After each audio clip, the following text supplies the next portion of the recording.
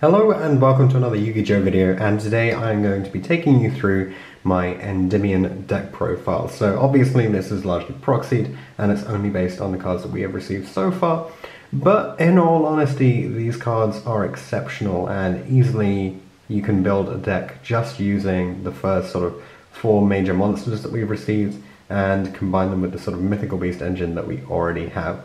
So let's just run through the list. There are a few proxies in the main, obviously, and most of these have come from DeviantArt by the artist AlanMac95, who has done some amazing work with proxies in the past.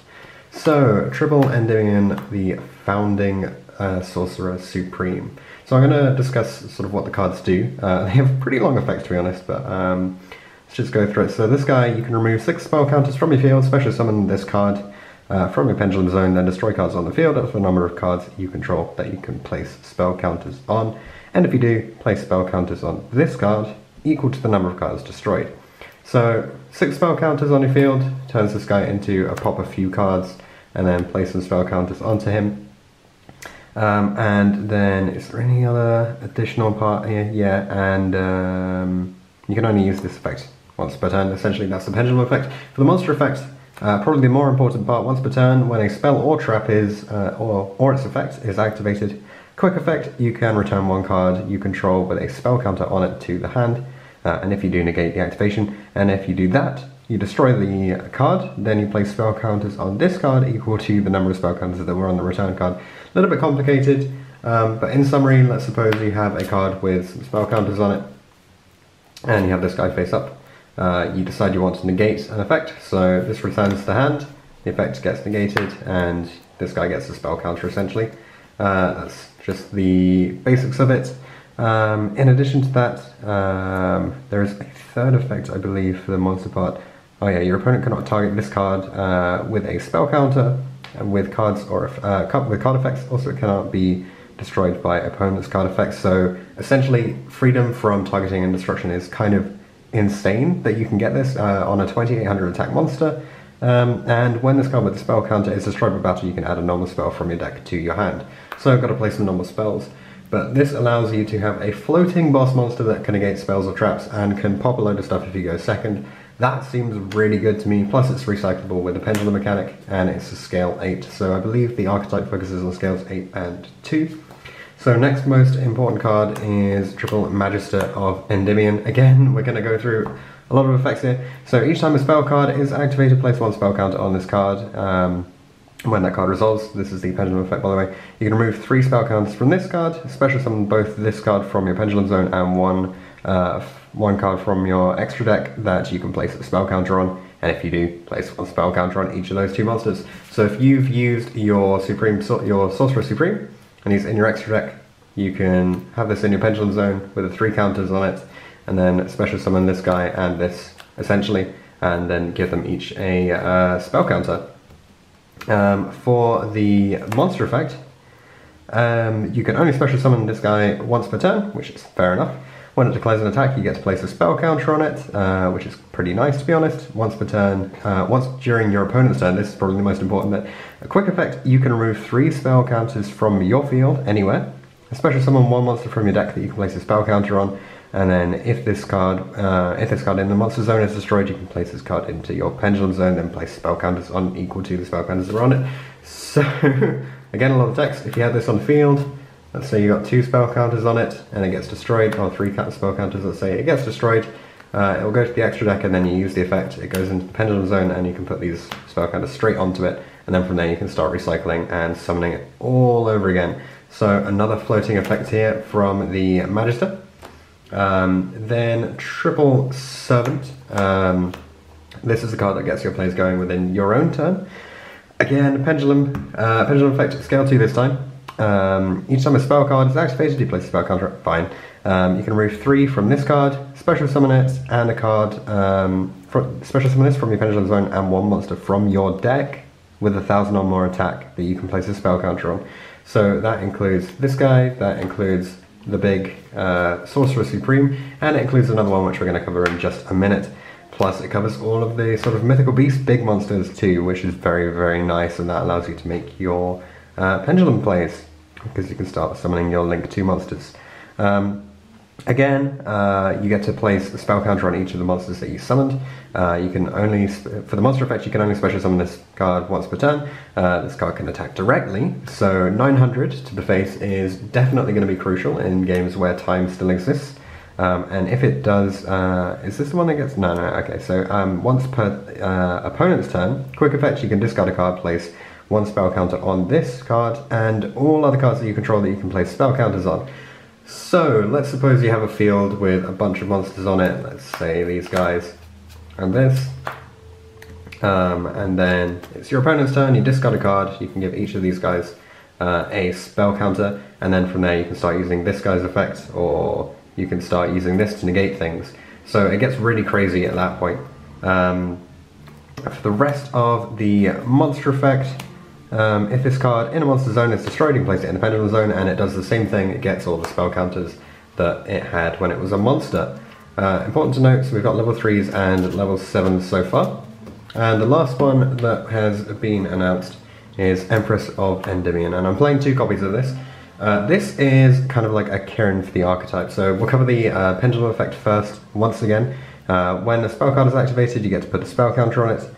You can remove 3 spell counters from this card, and then special summon both this from your Pendulum zone, and one monster from your hand that you can place a spell counter on, which is pretty nice. Similar to a few of the other, I think like the Sorcerer, what is it, Chronograph Sorcerer. And you can only, I believe you can only do this once per turn. Maybe it doesn't actually have that limit. No, that doesn't have any limit there. However, it does have a limit that you can only special summon this card once per turn, so that's essentially a limit there. And when it summons itself and the card from hand, you get to put spell counters on each one. This is probably the least important part of it. It's the scale 2 there. The monster effect is the more important part. So as we said, you can only special summon Empress of Endymion once per turn. If this card is special summoned, you can target one other card you control with a spell counter, and one card your opponent controls, return those targets to the hand, even if the first target no longer has any spell counters. Then place onto this card the spell counters that were on the other card that you returned to the hand. So let's suppose you have your Magister of Endymion with the spell counters available. During your opponent's turn, you can use its effect, summon this out, and then use this to return this to the hand and the opposing card. So this is essentially a Kirin for the archetype with 2700 defense, which is pretty impressive to be honest, and it's level 7 on top of that. I'm just wondering if there's another part of the effect that I've missed, because there probably is. Yep, when this card with a spell counter is destroyed by battle, you can add one Endymion card from your deck to your hand. So again, another monster that floats the archetype. The lineup is actually looking very, very impressive, and we've only got these 4 monsters really filling up the slots so far. So let's get on to the rest of the deck, which is stuff that is mostly stuff that has already come out. So for the monsters, we're filling up with triple Master Cerberus, triple Jackal King. I didn't have a third one, so I've had to proxy this one unfortunately, and double Garuda, the same thing, I've had to proxy one. I'm not running the smaller Jackal because I tried to cut this deck down to the minimum amount of cards necessary. I might put a Jackal in if I can find room for it, but all of these cards can have spell counters on them, which means that they interact with the rest of the Endymion cards, plus having Jackal King as a monster negate is very, very strong too. And Garuda's just kind of here because you need spell and trap removal. Your Sorcerer Supreme can negate spells or traps, but this allows you to actually remove them from your opponent's field. Then obviously we're playing a Pendulum deck, so we may as well play the best +1 engine that the deck has, which is of course the Darkwurm.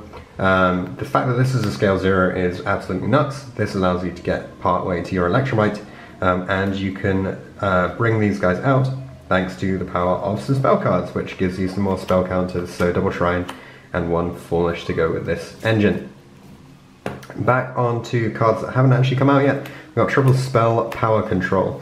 So this searches any Endymion card from your deck to your hand, and when you do that, in addition to the fact that you're going to be putting spell counters on cards because you're resolving a spell, you also get to place as many spell counters as possible onto cards you control that can have spell counters on them, but no more spell counters than the total number of spell power grasp and spell power control on the field and in the grave. This is a little bit complicated, convoluted, shall we say, but let's suppose we have our Empress of Endymion in the scale, you activate your spell power control. Since you control one, you can place up to one. Sorry, the glare's a bit bad here. Since you control one spell power control, when you activate it, you're able to put at least one onto this, and then because the spell's resolving, you can have another one. That's essentially how it works. And then if you have more in the grave, you can start having more spell counters onto your cards.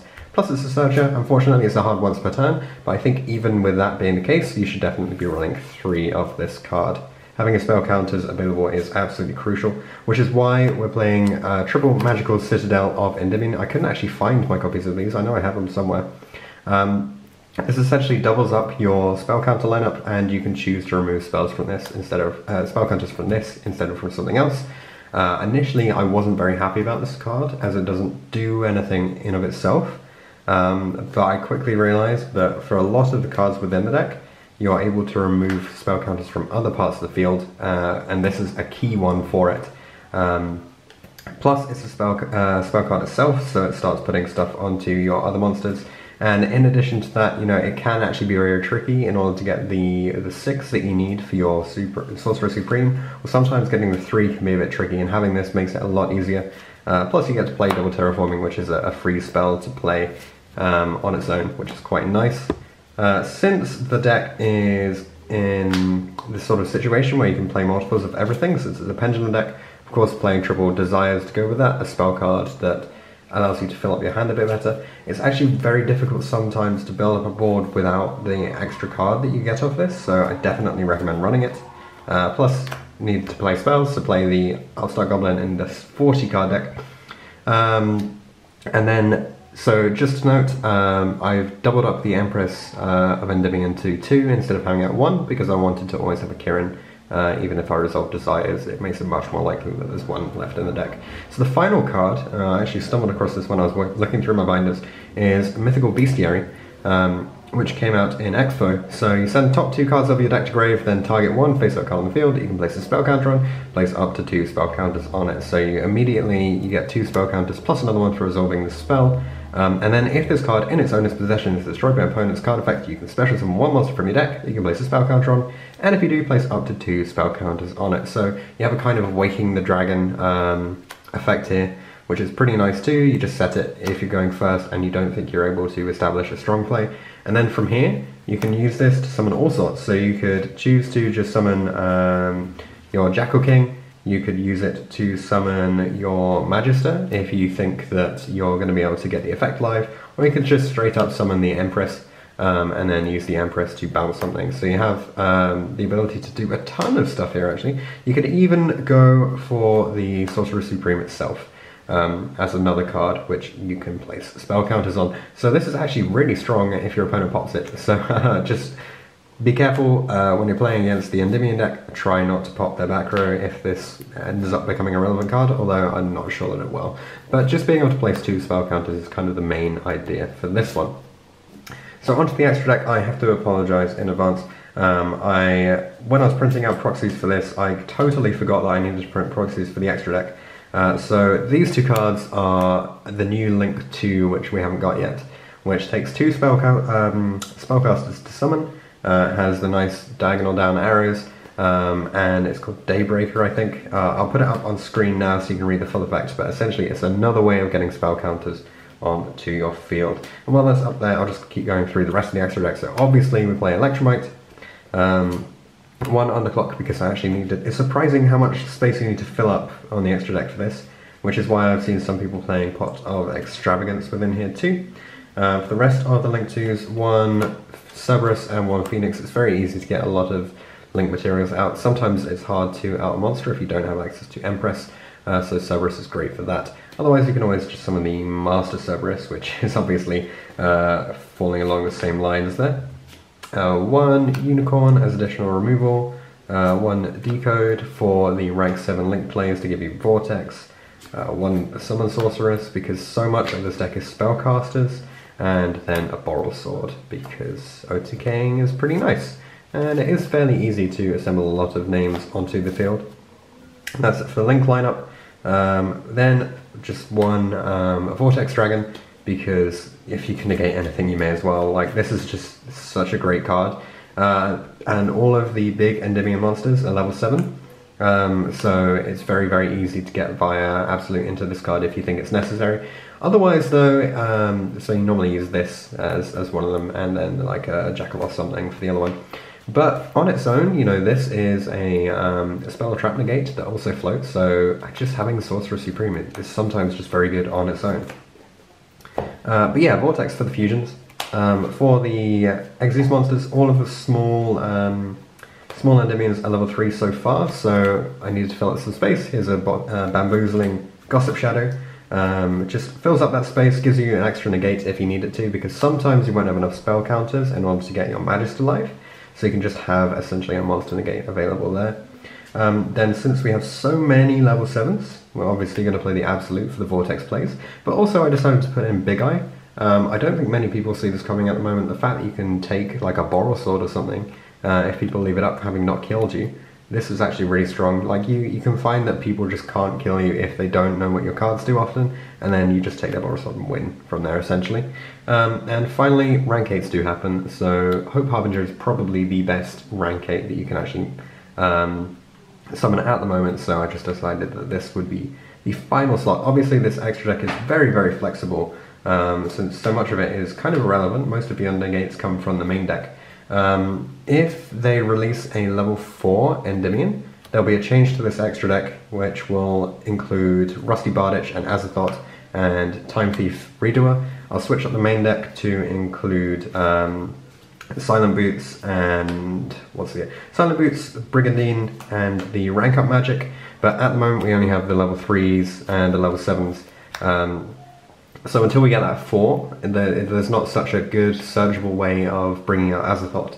But as soon as that happens, that will definitely go in, if that does happen at any point. Garuda is basically the only level 4 that's within the deck, apart from Darkwurm, and that's just not enough. But yeah, those are the changes that I would consider making to the extra deck at the moment, and I'm really looking forward to actually trying out this deck in the future. Since we're getting so much of it within a structure deck, it should be pretty cheap to be able to pick up most of it. And I love just the way that first of all, the artwork combined with the fact that they have amazing effects, pretty good stats, and like, so you have a Kirin already, you have free summons, you have a spell trap negate, you can combo them off with monster negates. It just seems like a phenomenal way to build up a new Pendulum deck. Plus you have search spells, which not only search, but also give you more spell counters. Like, there's just so much great stuff here. It's no wonder that people have already latched onto this archetype as a potential meta contender in the future. So what I'll do is I'll leave it's not available on Duel Link Book yet, but I'll leave the full list in the description as well in case you want to copy that and check it out. And if you have any suggestions on changes that you've made to this list, let me know by leaving a comment in the comment section down below. Drop me a thumbs up if you enjoy this video, give it a share if you think anyone should see it, and if there's anything else that they need to learn from it. And hope you subscribe to the channel and stay tuned for more Yu-Gi-Oh content.